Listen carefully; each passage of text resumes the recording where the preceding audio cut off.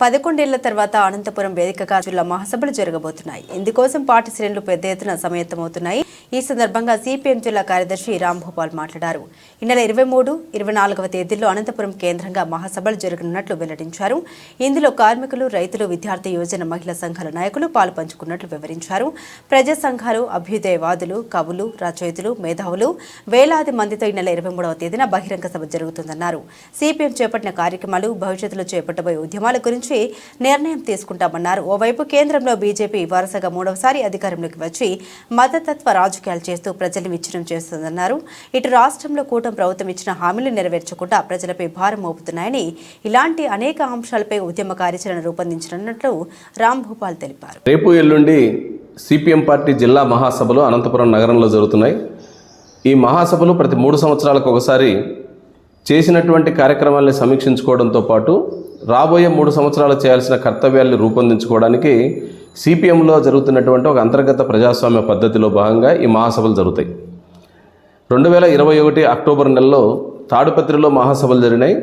అప్పటి నుంచి ఇప్పటి వరకు జిల్లాలో చేసినటువంటి ముఖ్యమైనటువంటి కార్యక్రమాల్ని రేపు ప్రతినిధుల సభలో రేపు ఎల్లుండి చర్చించి ఆ అనుభవాల్ని సమీక్షించుకొని రాబోయే రోజుల్లో తీసుకోవాల్సిన కర్తవ్యాల్ని రూపొందించుకొని వాటికి ఉద్యమ కార్యాచరణ ప్రకటించడం జరుగుతుంది. ముఖ్యంగా ఈరోజు రాష్ట్రంలో, దేశంలో ప్రభుత్వాలు అనుసరిస్తున్నటువంటి విధానాలు ఇచ్చిన హామీలకు భిన్నంగా భారాలు వేయడం అనేది ఒక ఆనవాయితీగా మారిపోయింది. కేంద్రంలో 10 సంవత్సరాలకు పైగా అధికారంలో ఉండే మోడీ ప్రభుత్వం ప్రజలకు ఇచ్చిన హామీలను అమలు చేయకపోగా కార్పొరేట్ కంపెనీలకు మొత్తం ప్రభుత్వ సంస్థల్ని, సహజ వనరులన్నింటినీ కూడా అప్పచెప్పే ప్రయత్నాలు చేస్తుంది. అదేవిధంగా మతతత్వ రాజకీయాలు రెచ్చగొట్టి పండగలు, ప్రజల యొక్క విశ్వాసాలను ఉపయోగించుకుంటూ ప్రజల మధ్య ఐక్యతను చీల్చాలని ప్రయత్నాలు చేస్తుంది.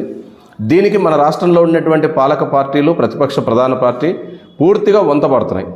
మన రాష్ట్రంలో అధికారంలోకి వచ్చినటువంటి కూటమి ప్రభుత్వం ఎన్నికల ముందు ఇచ్చినటువంటి సూపర్ 6లు వీటిలో కొన్ని మాత్రమే అమలై అత్యధికం పెండింగ్లో ఉన్నాయి. అమరావతి చుట్టూ ఈరోజు రాష్ట్ర రాజకీయాలు జరుగుతున్నాయి. అమరావతిలో కూడా ప్రపంచ బ్యాంక్ ఆదేశాలకు అనుగుణంగా అమరావతి నిర్మాణం జరుగుతుంది. ఈ పరిస్థితుల్లో జిల్లాలో ఉన్నటువంటి రైతుల యొక్క వ్యవసాయాన్ని కాపాడుకోవడానికి, అదేవిధంగా యువతకు నిరుద్యోగ సమస్య పరిష్కారానికి, సామాజిక తరగతుల అభివృద్ధికి ఏ చర్యలు తీసుకోవాలి అనేటప్పుడు ప్రభుత్వాలు అనుసరించే విధానాలను బట్టి సిపిఎం కార్యక్రమాలను రూపొందించాల్సి వస్తుంది. ముఖ్యంగా గత 3 సంవత్సరాల్లో జిల్లాలో రైతు కూలీల రక్షణ పేరుతో ఒక నెల రోజుల పాటు పాదయాత్ర చేశాం. ఆ తర్వాత వివిధ రూపాల్లో ప్రజల్ని కలుసుకుంటూ నీటి సమస్యల మీద, సాగునీటి వనరుల అభివృద్ధికి అవసరమైనటువంటి ప్రత్యామ్నాయ మార్గాల మీద సిపిఎం విస్తృతంగా మేధావులతో, వివిధ రకాల నిపుణులతో చర్చించి కార్యాచరణను ప్రకటించింది. నిన్న ఎన్నికల సందర్భంలో అన్ని పార్టీల ప్రధాన పోటీదారులందరికీ కూడా సిపిఎం యొక్క దృష్టిలో జిల్లా ప్రత్యామ్నాయ అభివృద్ధికి సంబంధించిన సూచనలన్నింటి కూడా వాళ్ళకి అందజేయడం జరిగింది.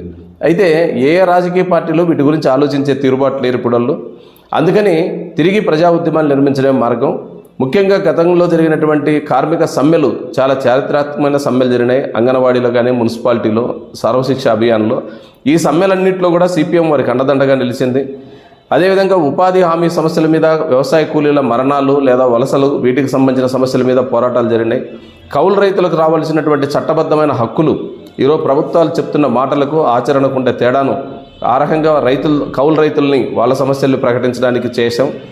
ముఖ్యంగా విద్యార్థి, యువజన, సామాజిక తరగతులకు సంబంధించిన సమస్యల మీద వివిధ రకాల పోరాటాలు జరిగినాయి. ఈ సందర్భంగా 117 మంది మీద సిపిఎం కార్యకర్తలు, సిపిఎం నాయకుల మీద ఈ 3 సంవత్సరాల్లో కేసులు నమోదై ఇప్పటికే వాళ్ళు వాయిదాలకు, కోర్టుల చుట్టూ తిరిగిన పరిస్థితి ఉంది.